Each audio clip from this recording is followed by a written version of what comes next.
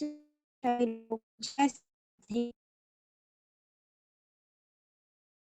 बोले भावशल भगवान की जय हो। आइए हम छोटा सा भजन कर अपनी मन वाणी को शुद्ध करते हैं और देश का नाम जपते हैं।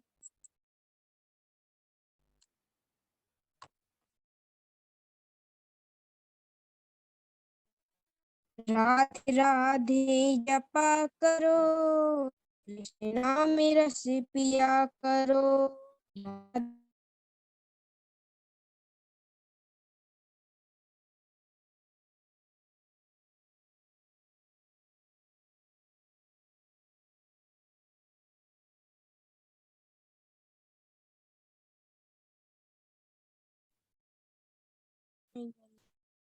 राधे राधे जपा करो, कृष्ण नाम रस पिया करो। राधे राधे जपा करो, कृष्ण नाम रस पिया करो। राधा देगी तुमको शक्ति, मिलेगी तुमको कृष्ण की भक्ति।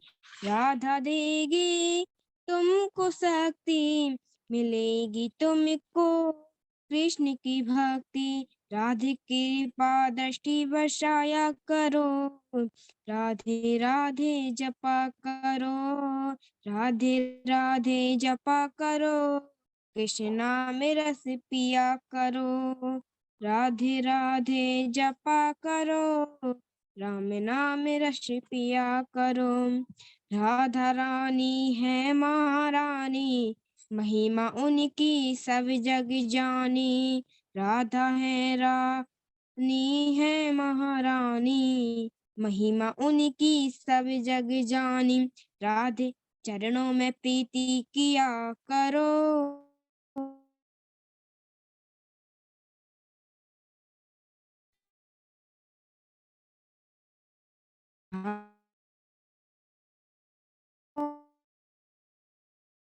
राधे राधे जपा करो, कृष्ण नाम रस पिया करो। बोलिए भक्तवत्सल भगवान की जय हो। बोलिए श्री कृष्ण बिहारी लाल की जय हो। आइए हम अपने प्रश्न की ओर चलते हैं। बोलिए भक्तवत्सल भगवान की जय हो। ब्रह्मादि जय सरुण, दर्पि कंदर्पि दर्पः, जयति श्रीपति गोर्पि, राशि मंडल मंडनः। जब कामदेव ने भगवान ब्रह्मादि देवताओं पर और अनेकों देवता पर विजय प्राप्त कर ली तो उनका अभिमान बढ़ गया।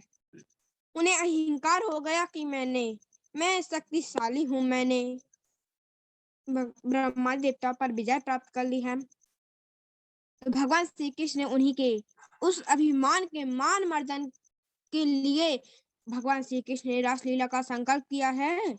भगवान पिता रात्रिहा सरिदूत फुल मल्लिका, विच्छिरन्तुं मनश्चक्रे, योगी माया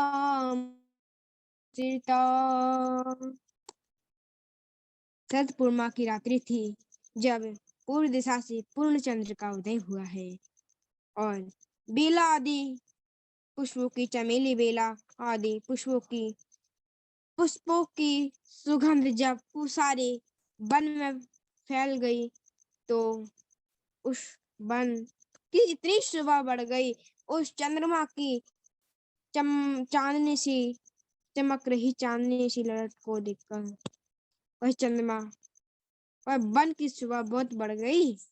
और उसी समय योग माया का आश्रय लेकर भगवान श्री कृष्ण ने अपनी मुरली से इतनी मधुर तान छेड़ी कि जिन जिन गोपियों के कानों में वह धुन सुनाई दी तो है दौड़ी दौड़ी चली आई और जो जो काम कर रही थी, कोई गोपी दूध दुह रही थी, कोई अपने पति की सेवा कर रही थी, कोई कुछ कर रही थी, कोई कुछ कर रही थी, कोई कुछ कर रही थी। सब लोग अपना अपना काम छोड़कर भगवान श्री कृष्ण की ओर दौड़ पड़े और जिन गोपियों को रास्ता नहीं मिला भगवान श्री कृष्ण के पास आने के लिए, तो उन्हें भगवान श्री कृष्ण के चरणों का ध्यान लगाया और वो अपने आप भगवान श्री कृष्ण के पास पहुंच गए। अच्छा, ये बताइए कि धर्म जरूरी होता है या कर्म जरूरी होता है? धर्म जरूरी है या कर्म जरूरी है? तो भाई, जब धर्म ही नहीं होगा तो कर्म का क्या? क्या कर्म करेंगे जब धर्म ही नहीं होगा? कर्म किसे कहते हैं, धर्म किसे कहते हैं, सुनिएगा। धर्म, अगर हम धर्म की रक्षा करते हैं तो धर्म हमारी रक्षा करता है। धर्मो रक्षति रक्षितः। और कर्म किसे कहते हैं? कर्म जो हम काम कर रहे हैं उसे ही कर्म कहते हैं। और धर्म क्या काम करता है? धर्म हमें ये बताता है कि ये काम सही है, ये काम गलत है। जब एक बगिया में फूल लगे हुए हैं और एक शराबी और एक पुजारी वहां से निकलता है, तो पुजारी कहता है अगर एक फूल हमें मिल जाते तो हम माला बनाकर इनकी भगवान के चरणों में अर्पण कर देते। और शराबी सोचता है कि अगर ये फूल हमें मिल जाते तो हम इनका गजरा बनाकर अपनी पत्नी के सिरों में अपने पत्नी के बालों में लगाते। बस यही है। अब दोनों में उस फूल के लिए जो जो सोचा, उस फूल पाने के लिए सोचा, कितना फर्क है ये आप जानते हैं। और यही फर्क हमें बताता है। बस हमें धर्म यही बताता है कि एक काम हमें करना चाहिए, एक काम अच्छा है, एक काम बुरा है। धर्म दोनों में बताता है कि कौन सा काम ठीक है और कौन सा काम अलग है। और जो धर्म की रक्षा करता है वह धर्म भी उसी की रक्षा करता है। राजा हरिश्चंद्र ने धर्म की रक्षा की, राजा शिवी ने धर्म की रक्षा की, तो धर्म ने भी उनकी भी रक्षा की है। अच्छो धर्मो रक्षति रक्षिता। धर्म की रक्षा जो करेगा उसकी रक्षा धर्म करेगा। और गोपियों ने अपना कर्म छोड़ दिया धर्म के लिए, भगवान श्री कृष्ण के पास चली आई। और सभी गोपियों को जब भगवान श्री कृष्ण ने देखा तो भगवान श्री कृष्ण कहने लगे, स्वागतम वो महाभागा प्रियम किम करवाणि वाह ब्रजस्यानामयं कचिद् रूतागमन कारिणम। गोपियों से कहा भगवान श्री कृष्ण ने, आपका स्वागत है। आप इस बताइए आपकी प्रसन्नता के लिए मैं क्या कर सकता हूँ? ब्रज में सब ठीक ठाक तो है जो तुम यहाँ पर इतनी रात को यहाँ पर आई हो?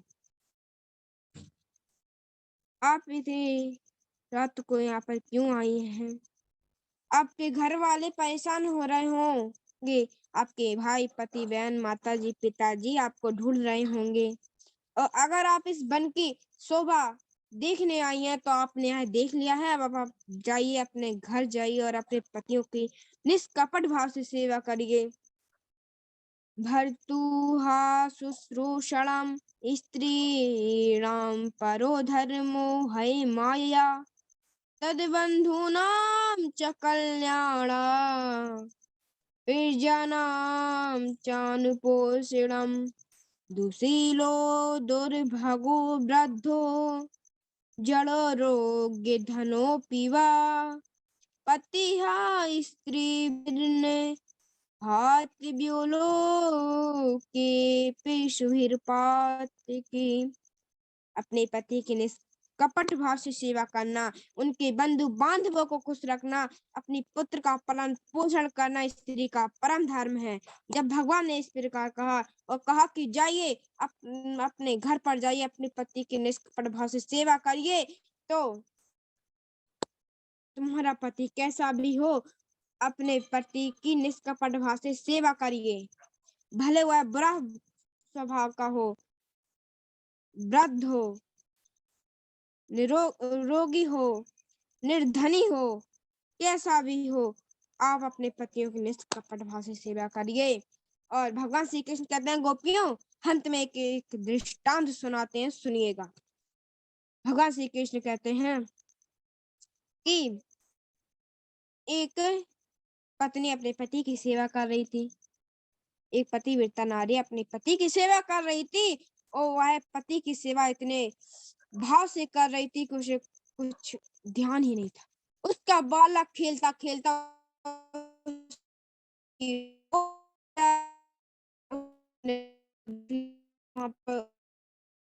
सेवा करती रही, और देखते देखते वह बालक उस अग्नि में गिर पड़ा। फिर भी वह उस पत्नी ने कुछ नहीं कहा, और उस पत्नी की पतिव्रता धर्म से वह बालक फिर से जीवित हो गया।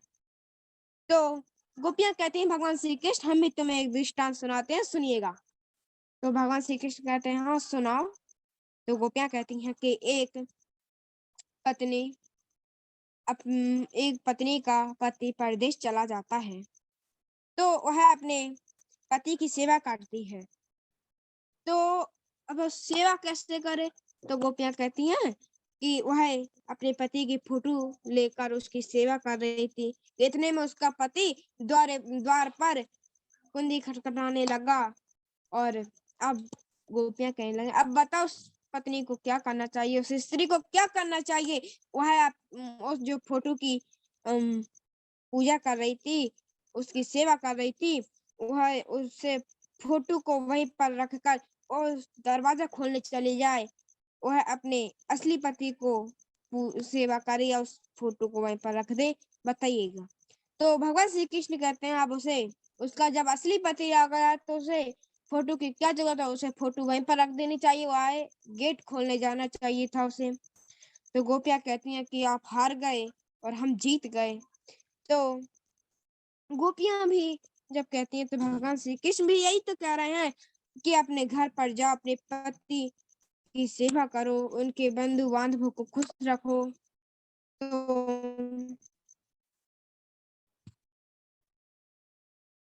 उनके बंधु बांधवों को खुश रखो, जैसा भी तुम्हारा पति हो उसे का त्याग नहीं करना चाहिए।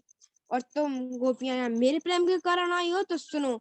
श्रवणादि दर्शनादि ध्यानानि मयि भावोनुकीर्तनात् न तथा सन्निकर्षेण प्रत्याति ततो ग्रहण। मेरी कथा का श्रवण करने से, मेरे कथा का दर्शन करने से, मेरा ध्यान लगाने से, मेरे भजनों का गान करने से जिस प्रकार मुझ में प्रेम की प्राप्ति होती है, वह पास रहकर नहीं रहती। इसलिए हे गोपियां, पर जाओ और वहीं पर मेरा ध्यान करना, मेरा कथा का श्रवण करना, तो मैं मेरा प्रेम वहीं पर प्राप्त हो जाएगा। इसलिए अपने घर पर जाओ। जैसे तैसे गोपियों ने यह सुना, और जैसे तैसे उन्होंने अपने आप को संभाला और श्री कृष्ण से कहा, मैवं विभुर्हति भवान गदितुं निशंसम् संताजे सर्वविषयांस्तव पादिमूलम् भक्ता भजस्व दुःखिगृहे मा त्यजास्मान् देवो यथादिपुरुषो भजते मुमुक्षुम्। हे श्री कृष्ण, आप इस प्रकार निष्ठुरता भरे वचन मत कहिए, क्योंकि हमने संसार की हर एक वस्तु को त्याग कर इस संसार की मोह माया को छोड़कर हम आपके चरणों में आए हैं। इसलिए हमारा त्याग मत करिए, हम आपकी हैं। और आप कह रहे हैं कि जाकर पति और पुत्र की सेवा करना ही स्त्री का परम धर्म है। तो हम भी बता दें, तो हर एक इस पृथ्वी के हर एक जीव प्राणी के हृदय में आप निवास करते हैं। तो आप हर एक प्राणी के हृदय में पति परमेश्वर रूप में विराजमान है। हम आपको कैसे छोड़ दें? और यदि हम ब्रज में चले भी जाएं तो क्या करेंगे ब्रज में जाकर? आपके मधुर मुस्कान और प्रेम भरी चितवन से हमारा हृदय अपनी ओर आपने खींच लिया है। हमारा हृदय मिलन की आग से धधक रहा है। आप उसे अधरामृत की ऐसी धारा से ही उसे बुझा सकते हैं। अगर आप ऐसा नहीं करेंगे तो हम आपके चरणों का ध्यान कर कर मरेंगे, और जब भी हम अपना शरीर त्याग देंगे तो हम आपके चरणों का ध्यान करेंगे, और जब हम आपका चरणों का ध्यान करेंगे तो हम अगले जन्म में भगवान श्री कृष्ण ही बनेंगे। और हमें पता है श्री कृष्ण आप भी हमारे बिना नहीं रह पाएंगे, और आप भी जरूर एक गोपी बनेंगे, तो हम भी तुम्हें इसी प्रकार सताएंगे। तो जब गोपियों ने इस प्रकार कहा तो भगवान श्री कृष्ण ने गोपियों के इस व्याकुलता भरे वचनों को सुना। तो आत्मा रामो प्यारी रमत आत्मा में रमण करने वाले भगवान श्री कृष्ण ने रास लीला प्रारंभ कर दी, और गोपियों के साथ उन्होंने महारास प्रारंभ कर दिया।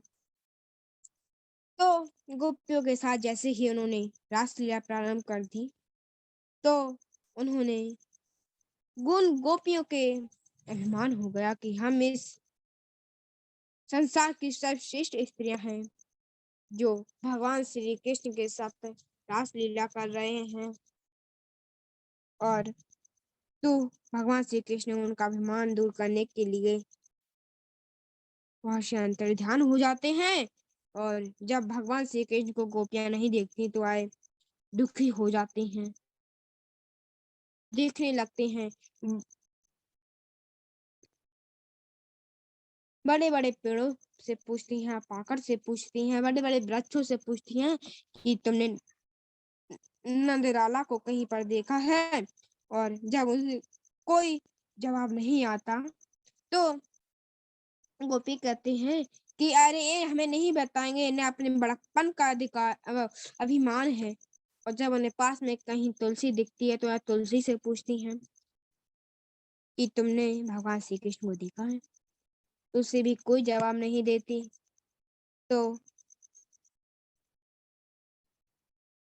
गोपियां कहती हैं कि ये क्या बताएगी, तो हमारी स्वतन है। इस प्रकार भगवान श्री कृष्ण को देखते ढूंढते ढूंढते इतनी पागल हो गई, इतनी उनमें तन्मय हो गई, उनका अन्वेषण करते करते इतनी उनमें तन्मय हो गई कि वह सब कुछ भूल गई, वह पागल सी बन गई और वह वन में चली गई। और वन में क्या हुआ, वह वन में भगवान श्री कृष्ण की लीला का अन्वेषण करती हुई आगे आगे चली। और जब भी भगवान श्री कृष्ण की लीला का अन्वेषण करने लगी तो एक गोपी अपने घुटनों के बल चलने लगी, एक पूतना बन गई। और एक गोपी मुरली लेके मटक मटक कर चलने लगी और कहती है, देखो कृष्णो हम पश्यत, मैं कृष्ण हूँ, मेरी चाल तो देखो। और एक गोपी ने अपनी ओढ़नी अपने सिर पर रख ली और कहा कि आजा मैं गिरिधारी हूँ, इस पर्वत के नीचे सभी लोग आ जाए। इस प्रकार भगवान श्री कृष्ण की लीला का अन्वेषण करते करते वह इतनी पागल हो गई, तन्मय हो गई कि इतने वह वन में जा बैठी। अब वन में देखा तो उन्होंने वन में देखा भगवान श्री कृष्ण के चरणों को, और भगवान श्री कृष्ण के चरणों को देखा तो उन्होंने उन्हीं के साथ एक स्त्री के भी चरण देखे। तो उन्होंने कहा यह गोपी कौन हो सकती है, तो उन्होंने कहा अनाराधितो नूनम भगवान हरिश्वरः यन्नो विहाय गोविंदाय प्रीतो यामन यद्रः।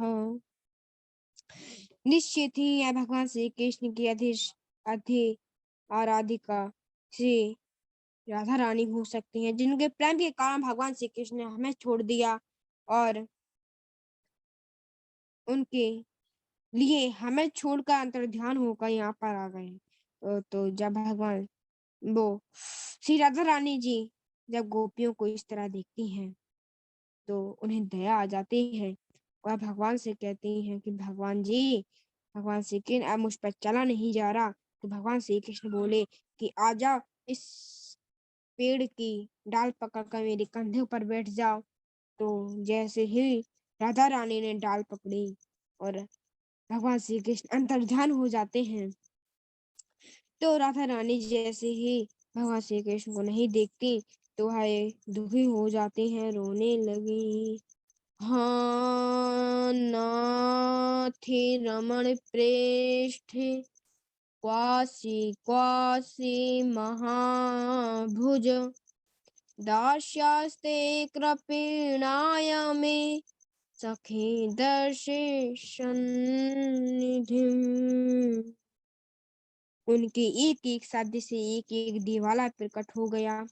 जैसे ही उन्होंने नाथ कहा तो कौन प्रकट हो गए? गोपीनाथ प्रकट हो गए।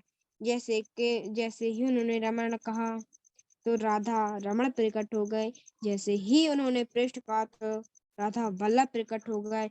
और जैसे ही उन्होंने महाभुज कहा तो साक्षात माँ के बिहारी प्रकट हो जाते हैं।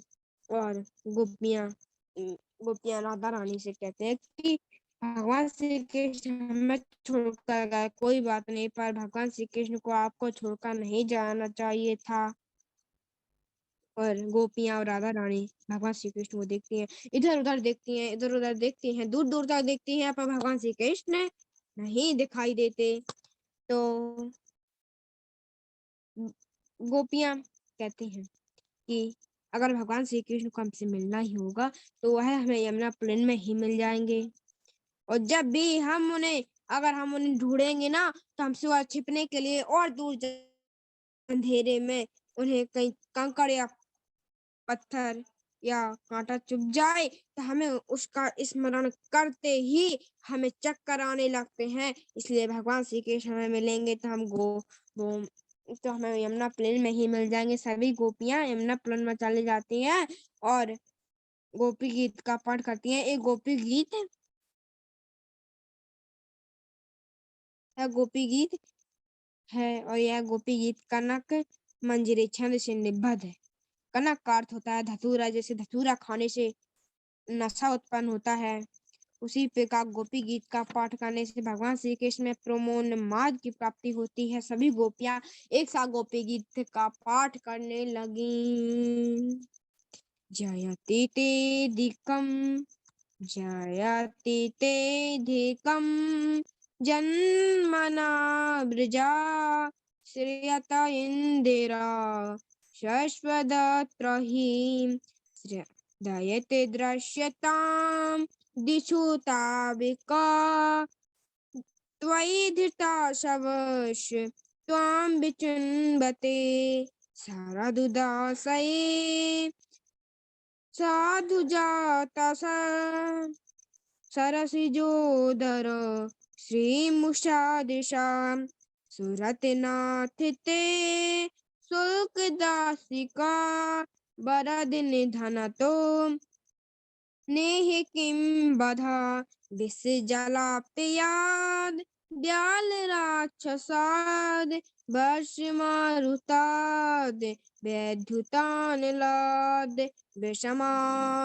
विषमयात्मजाद विश्वतो भयाद ऋषं ते ऋषभते वयं रक्षिता मुहु न खलु गोपिका नंदिनो भवान अखिल देहिनाम अंतरात्म दृके बिखन सार्थितो विश्व गोपये सखा उदयीवान सातवंता कुले। हे प्यारी श्याम सुंदर, जब से आपका जन्म इस ब्रज में हुआ है तब से इस ब्रज की महिमा बहुत अधिक बढ़ गई है। तभी तो वैकुंठ की अधिष्ठात्री राधा रानी जी यहाँ पर रोज सुबह में लगी रहती हैं। और प्रभु आपको हमें जो सजा देनी है वो दे दीजिए। अगर आपको हमें मारना ही है तो हमें इंद्र के मूसलाधार वर्षा से क्यों बचाया? यमुना में जब कालिया नाग आया था उस विषैले जल से हमें क्यों बचाया? जब वन में आग लगी थी तो हमें क्यों बचाया? अगर मारना ही था तो प्रभु आप मात्र यशोदा नंदन ही नहीं, आप इस जगत के प्राणियों के हृदय में विराजमान परम पिता परमेश्वर है। ब्रह्मा जी की प्रार्थना से आपने इस ब्रज में आप अवतीर्ण हुए हैं। विश्व की रक्षा के लिए आप यह दुख में अवतीर्ण हुए हैं। कथा आपकी कथा मारने वाली है, एक बार भी जो इसे सुन लेता है बिच्छू की भांति भटकता रहता है। आपके चरण अत्यंत सुकोमल हैं, हम इन्हें अपने बच्चे स्तर पर रखने से डरती हैं। और जब भी आपके चरणों में अगर थोड़ा-सा भी कंकड़ लग जाए, हमें उसका स्मरण करते ही हमारे चक्कर आने लगते हैं। हम आपके हैं। श्री कृष्ण के दर्शन की लालसा में वह गोपियाँ एक साथ रुदन करने लगी। तासामा ब्रभु छचोरी विस्मयमन्मुखाम्बुजाः पीताम्बरः धरास्त्रगवी साक्षान्मन्मथे मन्मथः। उसी समय पीताम्बरधारी भगवान श्री कृष्ण वहाँ पर प्रकट हो जाते हैं। बोलिए रास बिहारी भगवान की जय हो। उनका स्वरूप करोड़ों कामदेवों के मन को भी मथने वाला था। गोपियों ने जैसे ही भगवान श्री कृष्ण को देखा, उन्हें घेर कर खड़ी हो गई कि भगवान श्री कृष्ण कहीं फिर से ना भाग जाए। तो एक गोपी ने अपनी आंखें बंद कर ली और वह गोपी बोली, तो किसी गोपी ने पूछा कि आप तुमने आंखें बंद क्यों कर ली? तो वह गोपी बोली कि अगर भगवान श्री कृष्ण यहाँ से भाग भी जाए तो क्या करें? हमने उन्हें अंदर मन में बिठा लिया है, हमारे वो अंदर से कहीं नहीं भाग सकते। इसी प्रकार गोपियों ने अपनी ओढ़नियों का आसन लगाया और उस पर भगवान श्री कृष्ण को बैठाला। तो श्री कृष्ण को उनसे पूछा, भजितो नु भजन्ते कैक एतद्विपर्ययम् नोभियांस भजन्ते एकन्नो ब्रूहि साधुवो। श्याम सुंदर, कुछ लोग ऐसे होते हैं जो प्रेम करने वालों से प्रेम करते हैं और कुछ लोग ऐसे होते हैं जो प्रेम करने वालों से प्रेम नहीं करते और कुछ लोग ऐसे होते हैं जो प्रेम करने वालों से भी प्रेम नहीं करते और कुछ लोग ऐसे होते हैं जो दोनों से ही प्रेम नहीं करते। भगवान श्री कृष्ण ने कहा, गोपियों, जो प्रेम करता है वह व्यापारी होता है, जो प्रेम करने वालों से प्रेम नहीं करता वह निस्वार्थी होते हैं, माता पिता और गुरु होते हैं। भजतोपि न वै केचिदि भजन्ति भजता कुतः आत्मारामा ह्याप्ति कामा आकृतज्ञता गुरुद्रोहा। और जो प्रेम करने वालों से प्रेम नहीं करता, ऐसे 4 प्रकार के व्यक्ति होते हैं। आत्मारामा, ये जो अपनी आत्मा में ही रमण करता रहता है, उसे बाहर जगत की कोई परवाह ही नहीं, कोई प्रयोजन ही नहीं रखता, वह आत्माराम होता है। दूसरा है आप्तकाम, जिनकी सभी मनोकामनाओं की पूर्ति हो गई होगी, उन्हें आप्तकाम कहते हैं। तीसरा है अकृतज्ञ, जो यह जानते ही नहीं कि यह हमसे प्रेम करते हैं। और चौथा है गुरुद्रोह, जिन्हें यह मालूम है कि यह हमसे प्रेम करते हैं और वह उनसे प्रेम नहीं करता। ऐसे लोग परोपकारी गुरुतुल्य लोगों से भी द्रोह करते हैं, वह परम अपराधी हैं। तो ललिता ने विशाखा से कहा कि भगवान श्री कृष्ण आत्मारामा है। तो ललिता ने तो विशाखा ने कहा, नहीं, भगवान श्री कृष्ण आत्मराम भी नहीं है, क्योंकि वह तो गोपिका राम है, वह गोपियों के हृदय में रमण करते हैं। तो ललिता ने कहा, तो क्या भगवान श्री कृष्ण आप्तकाम? तो विशाखा ने कहा, नहीं, भगवान श्री कृष्ण आप्तकाम भी नहीं है, क्योंकि अगर वो आप्तकाम होते तो क्यों छछिया वर्षा से पे नाचे नचाते। और तो ललिता ने कहा कि भगवान श्री कृष्ण गुरुद्रोह अकृतज्ञ है। तो विशाखा ने कहा, नहीं, भगवान श्री कृष्ण अकृतज्ञ भी नहीं है, क्योंकि अगर वह अकृतज्ञ होते तो हमें वचन क्यों देते कि हम शरद पूर्णिमा की रात्रि को तुम्हें नौका विहार कराएंगे। तो भगवान ललिता बोली कि भगवान श्री कृष्ण गुरुद्रोह है, महान अपराधी है। श्री कृष्ण ने गोपियों की इस व्याख्या को सुना तो भगवान श्री कृष्ण ने कहा, नहीं, हमने तुम्हारे अगर हमारे कई जन्म भी हो जाए, हमारे 100 जन्म और हो जाए, फिर भी हम गोपियों तुम्हारा प्रेम का ऋण नहीं चुका सकते। हम तुम्हारे प्रेम के कारण ही अंतर्ध्यान हुए थे। और जैसे ही गोपियों ने भगवान श्री कृष्ण की बोली को सुना तो उन्होंने रास का तो गोपियां सब कुछ भूल गई और भगवान श्री कृष्ण से रास करने लगी। महारास हुआ है आज। अच्छा, महारास का अर्थ क्या होता है? लोग इसे गलत दृष्टि से भी देखते हैं, पर रस का अर्थ होता है आत्मा और परमात्मा की जब मिलन होता है तो उसे ही महारास कहते हैं। भगवान जी ने महारास प्रारंभ कर दिया। उस महारास में बहुत से लोग आए। भगवान जी आए अपने-अपने वाहनों पर और उस रास में भगवान भोलेनाथ भी आते हैं और भोलेनाथ लाते हैं। तो एक दिना भोले भंडारी बन कर के ब्रज नारी वृंदावन आ गए हैं, वृंदावन आ गए हैं। एक दिना भोले भंडारी बन कर के ब्रज नारी वृंदावन आ गए हैं, वृंदावन आ गए हैं। पार्वती जी मना के हारी ना माने त्रिपुरारी वृंदावन आ गए हैं, वृंदावन आ गए हैं। एक दिना भोले भंडारी बन कर के ब्रज नारी वृंदावन आ गए हैं, वृंदावन आ गए हैं। पार्वती से बोले मैं भी चलूंगा तेरे साथ में, राधा संग श्याम नाचे मैं भी नचूंगा तेरे साथ में।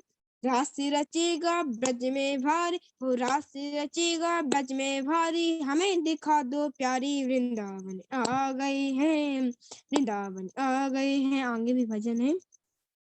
तो भोले बाबा जी आ जाते हैं और वो नृत्य करते करते इतने नृत्य में लीन हो जाते हैं, उनके सर की साड़ी थी जो वह खिसक जाती है और उनका भेद खुल जाता है।